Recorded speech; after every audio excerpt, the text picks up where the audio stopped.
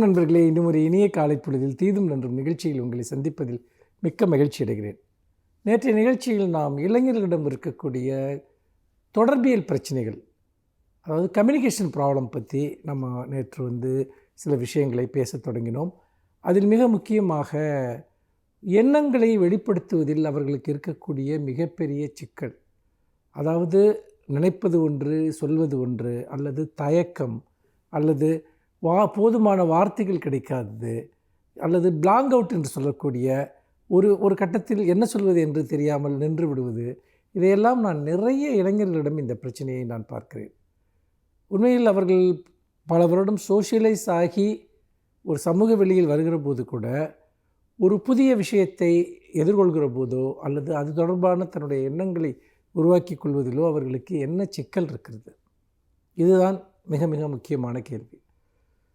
முதலில் பேச்சு என்பது சிந்தனையினுடைய ஒரு தொடர்ச்சி. இது நிறைய பேருக்கு புரிவதே இல்லை. நீங்கள் ஏதாவது ஒன்றை பற்றி புதிதாகவோ அல்லது உரையாடியோ ஏற்கனவே ஒரு சிந்தனை பழக்கம் கொண்டிருந்தால்தான் உங்களால் சரளமாக பேச முடியும், சரளமாக உங்களை வெளிப்படுத்தி கொள்ள முடியும். நிறைய பேருடைய பிரச்சனை என்பது எதை பற்றியும் எந்த அபிப்பிராயங்களையும் உருவாக்கி கொள்ளாது, அல்லது அதற்கு ஒரு கருத்துருவாக்கம் கொடுத்து கொள்ளாது. இப்போது உதாரணமாக ஒரு சமுதாய பிரச்சனை இருக்கிறது என்று வைத்துக் கொள்ளுங்கள். அந்த சமுதாய பிரச்சனையை அதற்கு பல்வேறு விதமான பக்கங்கள் இருக்கும். குறைந்தபட்சம் அதை பற்றிய ஒரு அறிவு. ஆனால் நமக்கு எல்லா பிரச்சனைகளை பற்றியும் நாம் எங்காவது ஒரு அபிப்பிராயத்தை யாராவது நம் தலையில் திணிக்கிறார்கள். அப்படி நாம் போகிற போக்கில் உருவாக்கி கொள்கிற அபிப்பிராயங்களே நம்முடைய அபிப்பிராயங்களாக மாறிவிடுகின்றன. இப்போ நீங்கள் யூடியூப் போனீங்கன்னா யூடியூப்பில் யாராவது ஒருத்தர் ஒரு கருத்தை சொல்லுவார், அல்லது நீங்கள் ஒரு ட்விட்டரில் போனீங்கன்னா அங்கே ஒருத்தர் ஒரு விஷயத்தை சொல்லுவார். எல்லாருமே நமக்காக சிந்திக்கக்கூடிய அல்லது நமக்காக பேசக்கூடிய பலரும் நம்மை சூழ்ந்திருக்கிறார்கள். இது ஒரு விதத்தில் ஆபத்தானது. ஏனென்றால் நீங்கள் எதையும் சீர்தூக்கி பார்க்காமல் உங்களுக்குள் சொல்லப்படுகிறதையெல்லாம் நீங்கள் உங்கள் அபிப்பிராயமாக எடுத்துக்கொள்கிறீர்கள். ஒரு பிரச்சனையினுடைய வெவ்வேறு பக்கங்கள் அதில் இருக்கும். உதாரணமாக ஒரு கருத்தை எடுத்துக்கொள்வோம். முன்னோர்கள் ஒன்றும் முட்டாள்கள் அல்ல, நம்முடைய முன்னோர்களிடம் எல்லாமே இருந்தது என்று ஒருவர் சொல்கிறார் என்று வைத்துக்கொள்ளுங்கள். அப்படி வைத்துக்கொள்கிற போது நாம் சிந்திக்க வேண்டும், முன்னோர்கள் எப்படி வாழ்ந்தார்கள்? அங்கு போதுமான உணவு கிடைத்ததா? எல்லோருக்கும் போதுமான சுகாதார வசதி கிடைத்ததா? எல்லோருக்கும் மருத்துவம் கிடைத்ததா? அங்கு பெண்களுடைய நிலை என்னவாக இருந்தது? பெண்களுக்கு சுதந்திரம் இருந்ததா? சராசரி ஆயுள் காலம் எவ்வளவாக இருந்தது? இதையெல்லாம் நாம் சிந்திக்க வேண்டும். அங்கு பொழுதுபோக்கு மக்களுக்கு ஏதாவது இருந்ததா? அல்லது குடும்பத்தில் வன்முறை என்பது எப்படி இருந்தது? இதையெல்லாம் பற்றி நாம் சிந்தித்தால்தான் இந்த ஒற்றை வாக்கியத்திற்கு பின்னால் முன்னோர்கள் எப்படி இருந்தார்கள் என்பதை நாம் புரிந்து கொள்ள முடியும். மாறாக ஒரு ரொமாண்டிசைஸ் செய்யப்பட்ட ஒரு வார்த்தை, முன்னோர்கள் ஒன்றும் முட்டாள்கள் அல்ல, நம்ம முன்னோர்களுக்கு எல்லாமே தெரியும். அப்படி என்றால் ஏன் முன்னோர்களுடைய சராசரி ஆயுள் அவ்வளவு குறைவாக இருந்தது? காலரா, அம்மை போன்ற நோய்களுக்கு ஏன் மக்கள் இவ்வளவு பேர் பலியானார்கள்? இதையெல்லாம் நாம் சிந்திக்க வேண்டாமா? அன்றைக்கு நவீன மருத்துவம் கிடையாது, கல்வி கிடையாது, நிறைய பேருக்கு கல்வி இருந்ததில்லை. அப்படி என்று சொன்னால் எவ்வளவோ இல்லை இல்லை இல்லை என்பது எவ்வளவோ இருக்கிறது. நாம் எப்போதாவது இதை நாம் சீர்தூக்கி பார்த்திருக்கிறோமா? ஆனால் அந்த ஒற்றை வாக்கியம் நமக்கு கவர்ச்சியாக இருக்கிறது, அதை கேட்பதற்கு நன்றாக இருக்கிறது. இந்த ஒற்றை வாக்கியங்களை தாண்டி நாம் எப்படி சிந்திப்பது? நாம் தொடர்ந்து பேசுவோம். நாளை இன்னும் ஒரு புதிய சிந்தனையோடு உங்களை சந்திக்கிறேன். நன்றி, வணக்கம்.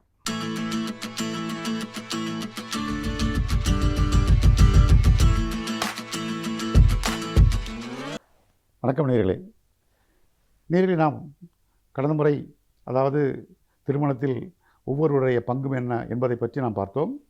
இப்பொழுது நாம் பார்க்க இருப்பது திருமணத்தில் குழந்தைகளுடைய பங்கு என்ன, குழந்தைகள் எவ்வாறு இதில் பங்கேற்கின்றது, அந்த திருமண மனவாழ்வில் எப்படி இருக்கின்றது என்று பார்த்தோம் என்றால், அதாவது பொதுவாக சில பேர் என்ன கூறுகின்றார் என்றால், அதாவது நான் இந்த குழந்தைக்காகத்தான் வாழ்கின்றேன், இந்த குழந்தை இல்லை என்றால் நான் மடிந்திருப்பேன், நான் எங்கேயோ போயிருப்பேன், விவாகரத்தை வாங்கியிருப்பேன், நான் என்னுடைய நிலைமை இறந்து போயிருப்பேன், இல்லை வேறு எங்கேயோ நான் போயிருப்பேன் என்று அவர்கள் கூறுகின்றார்கள். இந்த குழந்தைக்காகத்தான் நான் வாழ்கின்றேன் என்று கூறுகிறார்களே, இது சாத்தியமா? இதில் உண்மை இருக்கின்றதா? இது அர்த்தம் இருக்கின்றதா? இல்லையா? இது வெறும் கூற்றுதானா இல்லை உண்மையா என்பதை பற்றி நாம் பார்ப்போம். அதாவது குழந்தை இருக்கின்றது, அதாவது குழந்தைகள் பெற்றோரிடம்தான் வளர வேண்டும் என்ற கருத்தில் எந்த ஒரு மாற்று கருத்தும் கிடையாது. கண்டிப்பாக குழந்தைகள் பெற்றோருடன் தான் வளர வேண்டும். ஆனால் அந்த பெற்றோர்களை அது தினம் தினம் சண்டையிட்டு கொண்டும் ஒருவரை ஒரு அவமானப்படுத்தி கொண்டும் அதை அசிங்கப்படுத்தி கொண்டும் கீழ்த்தரமான வார்த்தைகள் பேசிக்கொண்டும் இருவரும் அடிக்கடி தினம் தினம் சண்டையிட்டு கொண்டிருந்தால் அந்த குழந்தையினுடைய நிலை எப்படி இருக்கும்? அந்த குழந்தைக்கு என்ன பாதுகாப்பு இருக்கின்றது? ஒரு செக்யூரிட்டி இருக்கின்றதா? அந்த குழந்தைக்கு ஒரு செக்யூரே இருக்காது, பாதுகாப்பின்மை இருக்காது. அப்படி இருக்கும் பொழுது அந்த குழந்தைக்கு எப்படி, அதாவது மன வளர்ச்சி இருக்கும், மன முதிர்ச்சி இருக்கும். அது இந்த இரண்டுமே சீராக இருக்காது. அப்பொழுது அந்த குழந்தையினுடைய வளர்ச்சி எப்படி இருக்கும், படிப்பு எப்படி இருக்கும், யோசித்து பார்க்க வேண்டும். அது மட்டுமல்லாமல், அதாவது சில பெற்றோர்களை கூறுகின்றார்கள் குழந்தைகள் முன்னிலையில், நான் உனக்காகத்தான் வாழ்கின்றேன், உனக்காகத்தான் நான் இவ்வளோ கஷ்டப்படுகின்றேன், இவ்வளோ துன்பப்படுகின்றேன், இவ்வளவு அதாவது கஷ்டப்படுகின்றேன், துன்பப்படுகின்றேன், அவமானப்படுகின்றேன், என்னுடைய கௌரவமெல்லாம் போகின்றது, எல்லாம் எதற்காக? உன்னை வாழ வைக்க வேண்டும், உன்னை படிக்க வைக்க வேண்டும், உனக்காகத்தான் என்றெல்லாம் அவர்கள் கூறிக்கொண்டிருக்கிறார்கள். இந்த வார்த்தைகள் எல்லாம் அந்த குழந்தைகளுடைய காதில் விழும்போது அந்த குழந்தைகள் எப்படி இருக்கும்? யோசித்து பார்க்க வேண்டும். அந்த குழந்தைகள் என்ன நினைக்கின்றது? நம்மால் தானே இவ்வளவு கஷ்டம், என்னால் தான் என்னுடைய பெற்றோர்களுக்கு இவ்வளவு துன்பம் இருக்கின்றது, துன்பப்படுகிறார்கள், கஷ்டப்படுகிறார்கள், வேதனைப்படுகிறார்கள் என்று அந்த குழந்தை எண்ணுகின்றது.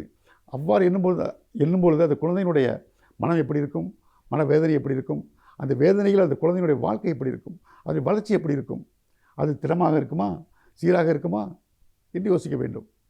நிச்சயமாக இருக்கிறது வாய்ப்புகள் இல்லை. அந்த குழந்தைகள் திசை மாறுவதற்கு வாய்ப்புகள் இருக்கின்றது. ஆக பெற்றோர்கள் இருந்தும் பெற்றோர்களுடன் வளர வேண்டும் என்று கூறுகின்றோம். எதற்காக கூறுகின்றோம்?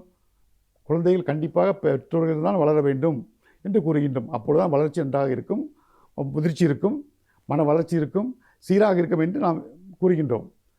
அவ்வாறு இருக்கும் பொழுது அந்த பெற்றோர்களே அந்த வளர்ச்சிக்கு இடையாக இருந்தால், அந்த பெற்றோர்களே அதனுடைய மன முதிர்ச்சிக்கு தடையாக இருந்தால் அந்த குழந்தை எப்படி இருக்கும்? நாம் பார்க்கின்றோம் எத்தனையோ குழந்தைகள் பெற்றோர்கள் இல்லாத குழந்தைகள் இருக்கின்றது. அதாவது பெற்றோர்கள் இல்லாத குழந்தைகள் கூட அதாவது எப்படி இருக்கின்றார்கள்? மன வளர்ச்சியோடு சீரோடும் சிறப்போடும் இருக்கின்றார்கள், நல்ல இன்டெலிஜென்ஸோடு இருக்கின்றார்கள், அறிவுத்திறனோடு இருக்கின்றார்கள். அப்படி இருக்கும் பொழுது அந்த பெற்றோர்கள் இருந்து என்ன பயன்? இந்த பெற்றோர்கள் இருந்தால் என்ன, பெற்றோரிடம் அந்த குழந்தை வளர்ந்தால் என்ன, வளராவிட்டால் என்ன? பெற்றோர்களால் என்ன பலன் இருக்கின்றது? பெற்றோர்கள் இல்லாத குழந்தைகளை சிறப்பாக வளரும் பொழுது நாம் யோசிக்க வேண்டும். ஆகவே பெற்றோர்கள் அதை உணர வேண்டும். ஆனால் நம்முடைய இருக்கும்பொழுது நாம் சண்டையிடக்கூடாது என்பதை அவள் உணர வேண்டும், புரிந்து கொள்ள வேண்டும். பெற்றோர்கள் ஒருவரை ஒருவர். அப்படி இருக்கும் பொழுது நாம் அந்த குழந்தைகளை வளர்ப்பதால் என்ன பயன் இருக்கின்றது? பயன் இல்லை. அதாவது அது மட்டுமல்லாமல் சில குழந்தைகள் இருக்கின்றது, சில குழந்தைகள் பிறப்பிலேயே அவர்கள் அறிவுத்திறனோடு இருக்கின்றார்கள், சாமர்த்தியமாக இருக்கின்றார்கள். அது மிக அரிதான ஒன்று. அதுபோல் குழந்தைகள் இருந்தால் அந்த குழந்தைகளே இந்த பெற்றோர்களை சரி செய்துவிடும். இந்த பெற்றோர்களுடைய சண்டை சச்சரவுகளை எல்லாம் தீர்த்துவிடும். அந்த குழந்தைகளை பெற்றோர்கள் சிறப்பாக வாழ்வதற்கு, ஒன்றாக இணைவதற்கு, சிறப்போடு இருப்பதற்கு, அதாவது மன நிம்மதி இருப்பதற்கு இந்த குழந்தைகளை வழிவகுக்கும். அப்படிப்பட்ட குழந்தைகளும் இருக்கின்றார்கள். இன்னொன்றும் தெரிந்து கொள்ள வேண்டும் பெற்றோர்கள். அதாவது குழந்தைகள் என்பது நம்முடைய பிம்பம் என்று. குழந்தைகள் என்பது பெற்றோர்களுடைய பிம்பம் தான். அது கண்ணாடியின் பிம்பம் தான், சிராஸ் காப்பி போல தான். பெற்றோர்கள் எப்படியோ அப்படி தான் குழந்தைகள். அந்த குழந்தைகள் அதாவது தாயுடைய தந்தையுடைய இருவருடைய ஜீன்ஸ் சேர்ந்து தான் அந்த குழந்தை உருவாகின்றது என்பதை மறந்துவிடக்கூடாது. நாம் எப்படியோ அப்படி தான் குழந்தைகள் இருக்கும். நாம் இப்படியெல்லாம் இருந்துவிட்டு அந்த குழந்தைகளிடம் நாம் பெரிதாக எதிர்பார்க்கின்றோம். குழந்தை அப்படி வர வேண்டும், இப்படி வர வேண்டும் என்று எதிர்பார்க்கின்றோம். குழந்தையிடம் மிக கண்டிப்பாக இருக்கின்றோம், சில முறைகளை எதிர்பார்க்கின்றோம். நாமே அப்படி இல்லை. நம்முடைய குழந்தைகள் எப்படி இருக்கும் அதை யோசித்து பார்க்க வேண்டும். நாம் அப்படி இல்லாமல் இருந்துவிட்டு குழந்தைகளின் மட்டும் எதிர்பார்ப்பது என்ன நியாயம் இருக்கின்றது? நம்மை போல தான் குழந்தைகள் இருக்கும். நாம் எதை விதைக்கின்றோமோ அதுதான் கிடைக்கும். நாம் விதைப்பது ஒன்று, எதிர்பார்ப்பது ஒன்று இருந்தால் எப்படி அதை யோசிக்க வேண்டும் பெற்றோர்களை. ஆக பெற்றோர்கள் இதை யோசித்தோம் என்றால் கண்டிப்பாக அந்த குழந்தைகளை சிறப்பான குழந்தைகளாக வளர்க்க முடியும். ஆக குழந்தைகள் வளர்வதற்கு பெற்றோர்களிடம் இருந்தால் மட்டும் போதாது, பெற்றோர்களும் ஒரு நல்ல சிறந்த பெற்றோர்களாக, அதாவது பெற்றோர்கள் ஒருவருக்கு புரிந்து கொள்ள வேண்டும். புரிதல் என்பது மிக முக்கியமான ஒன்று. அதாவது அதை அறிந்து கொள்ளலாம், தெரிந்து கொள்ளலாம். ஆனால் புரிதல் என்பது மிக முக்கியமான ஒன்று. எனக்கு எல்லாம் தெரியும் என்று சொல்லலாம், தெரிந்தால் மட்டும் போதாது. எனக்கு நன்றாக சமைக்க தெரியும், சமையல் தெரிந்தால் போதாது, ஆனால் அதை சிறப்பாக சுவையாக சமைக்க தெரிய வேண்டும். ஆக தெரிந்தால் மட்டும் போதாது, புரிதல் வேண்டும். தெரிதல் என்பது வேறு. ஐ நோ, என்பது வேறு, எனக்கெல்லாம் தெரியும் என்பது வேறு. ஆனால் ஐ அண்டர்ஸ்டாண்ட், நான் புரிந்து கொண்டேன் என்பது அது வேறு. புரிந்து கொள் என்பது நாம் உள்வாங்கி அதனுடைய நல்லது கெட்டதுகளை நாம் தெளிவாக தெரிந்து கொண்டு வருவதுதான் புரிதல் என்று பெயர். அதுதான் அறிவு. அறிவென்பது அது அறிந்து கொண்டு புரிந்து கொள்வது பேர் தான் அறிவென்று அர்த்தம். ஆகவே புரிந்து கொள்ள வேண்டும் பெற்றோர்கள் ஒருவரை ஒருவர். அதாவது துணை புரிந்து கொள்ளவில்லை நாம் சொல்கின்றோம், அவளுக்கு தெரியவில்லை, புரிந்து கொள்ளவில்லை, நான் எவ்வளோ சொல்கிறேன், அவள் புரிய மாட்டேங்கிறாள், அவள் புரிந்து கொள்ளவில்லை என்று சொல்கின்றோம். தம்பதி இருவரும் ஒருவருக்கு ஒருவர் சொல்கின்றார்கள், அவர் புரிந்து கொள்ளவில்லை என்று சொல்கின்றார், இவள் சொல்கின்றார் அவர் புரிந்து கொள்ளவில்லை, அவர் சொல்கின்றார் இவள் புரிந்து கொள்ளவில்லை என்று. ஆக ஒருவரை புரிந்து கொள்ள என்பது துணை புரியவில்லை என்பதை இவர் புரிந்து கொண்டாரா, அவர் புரியவில்லை என்பதை ஓகே நான் ஒத்துக்கொள்கிறேன். அவளுக்கு அதாவது துணைக்கு புரியவில்லை என்பதை இவர் புரிந்து கொண்டாரா, இவர் புரியவில்லை, இவர் தெரிந்து கொண்டார். துணைக்கு புரியவில்லை என்பதை இவர் தெரிந்து கொண்டாரே ஒழிய இவர் புரிந்து கொள்ளவில்லை. இவர் புரிந்து கொண்டால் என்ன நடக்கும்? புரிந்து கொண்டால் அவள் புரியும் வரை இவர் அவளுக்கு விளக்கம் சொல்வார். புரிந்து கொள்ளும் என்பது மிக சிறப்பான ஒன்று. நாம் ஒன்றை புரிந்து கொள்ளணும் என்றால் நமக்கு மகிழ்ச்சி என்பது தானாக வந்துவிடும். நேர்களே, நீங்கள் அதாவது நாம் பள்ளியை பார்க்கின்றோம், ஆசிரியர் பாடம் நடத்துகின்றார், ஆசிரியர் புரியும்படியாக சொல்லும் பொழுது நமக்கு ஒரு கணக்கோ ஒரு இது புரியும் பொழுது நமக்கு நம்மை அறியாமலே ஒரு மகிழ்ச்சி ஏற்படுகின்றது, சந்தோஷம் ஏற்படுகின்றது. புரிந்து கொள்ளும் என்றால் மகிழ்ச்சி ஏற்பட்டுவிடும். அதுபோல் புரிந்து கொண்டவர்களுக்கு மகிழ்ச்சி, புரியும்படி சொல்லுகிறவர்களுக்கு மகிழ்ச்சி ஏற்படும். பிரச்சனைகள் அங்கே வராது. ஆகவே புரிந்து கொள்ள வேண்டும். அந்த புரியும்படி சொல்லும் பொழுது யாராக இருந்தாலும் அதை கண்டிப்பாக நம்முடன் ஒத்துழைப்பார்கள். ஆகவே நாம் புரியும்படி நாம் செய்வதில்லை, நாம் பெயரளவுக்கு சொல்கின்றோம், புரியவில்லை என்று சொல்கின்றோம். நாம் ஒன்றை சொல்லும் பொழுது அதை அவர்கள் புரிந்து கொண்டார்கள் இல்லை புரிந்து கொள்ளவில்லை என்பதை நாம் புரிந்து கொண்டோம் என்றால் அந்த பிரச்சனை இல்லாது. இதுபோல் நாம் புரிந்து கொண்டு இருந்தோம் என்றால் குழந்தைகளை மிக சிறப்பான குழந்தைகளாக வளர்க்க முடியும். குழந்தைகளும் நம்முடைய திருமணத்தில் ஒரு முக்கிய பங்கேற்று அந்த திருமணம் என்பது நிலைத்து நிற்க, ஆரோக்கியமாக இருக்க அதுகள் வழிவகுக்கும். நன்றி, வணக்கம்.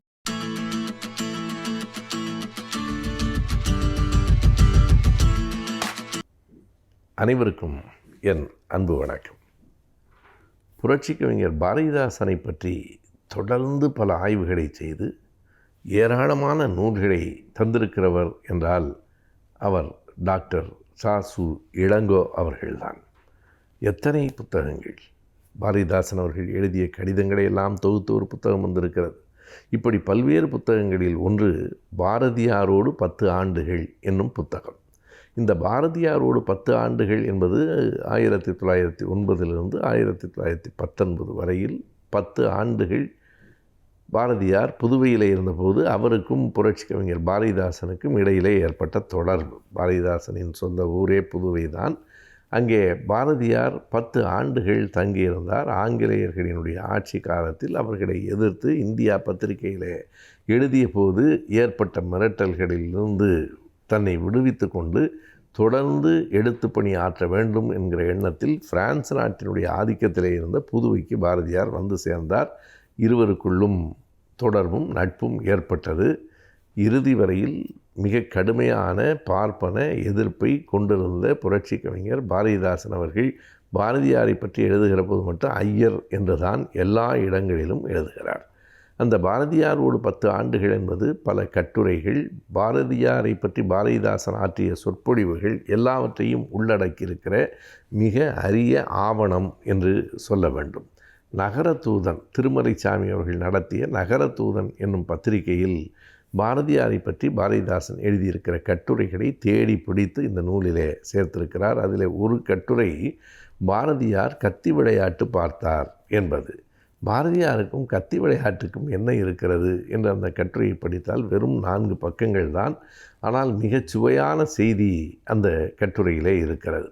பாரதிதாசன் எழுதுகிறார், ஒரு முறை நானும் என் நண்பரும் 2 பேரும் பாரதியார் வீட்டுக்கு போன உடனே பாரதியார் என் நண்பரை கொஞ்சம் சந்தேகத்தோடு பார்த்தார். ஏனென்றால் ஆங்கிலேயர்களின் உளவுத்துறை அவ்வப்போது வெவ்வேறு உருவங்களில் வந்து பாரதியாரை கண்காணிப்பதனாலே இவர் யார் என்கிற சந்தேகத்தோடு பார்த்தார். எனக்கு புரிந்தது இவர் என்னுடைய நண்பர் தான் என்று சொன்ன பிறகு சரி அமருங்கள் என்றார். பிறகு என் நண்பர் சொன்னார், நானும் இவரும், அதாவது சுப்புரத்தினம் என்பது தான் பாரதிதாசனின் இயற்பெயர், நானும் சுப்புரத்தினும் ஒரே வாசகசாலையில் படித்தவர்கள், எனவே உங்களை பார்க்க வேண்டும் என்று சொன்னேன், அதற்காக அழைத்து வந்தார். சரி.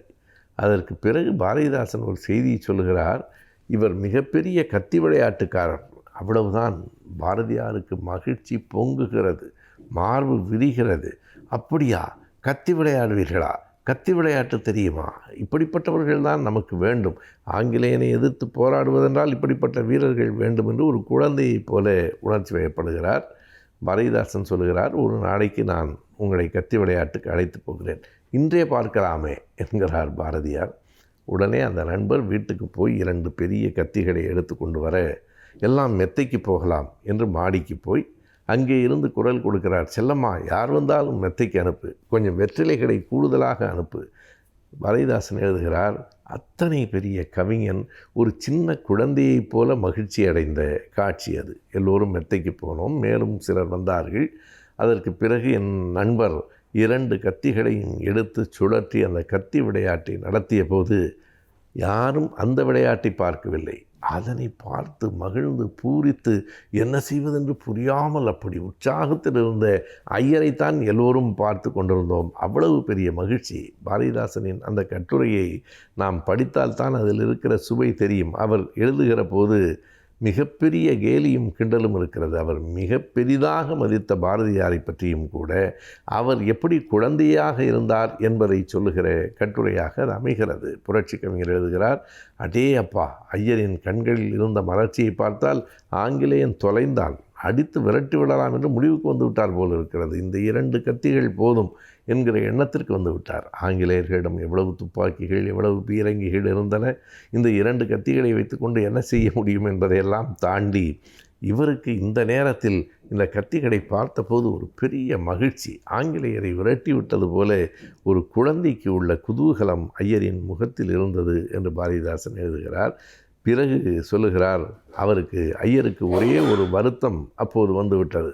ஐயருக்கு என்ன வருத்தம் என்றால், அடடா, இவருக்கு கொடுப்பதற்கு கையில் 1,00,000 ரூபாய் இல்லையே என்பது அப்போதுதான் அவருக்கு நினைவுக்கு வந்தது. எனவே வேறு வழியில்லாமல் நிறைய புத்தகங்களை கொடுத்து அனுப்பினார். இதுதான் பாரதியார் என்று அவர் எழுதுகிற போது எத்தனை பெரிய கவிஞன், எப்படி உணர்ச்சிகளால் இயல்பாக வழிநடத்தப்பட்டிருக்கிறார் என்பதை இந்த கட்டுரை நமக்கு எடுத்து காட்டுகிறது.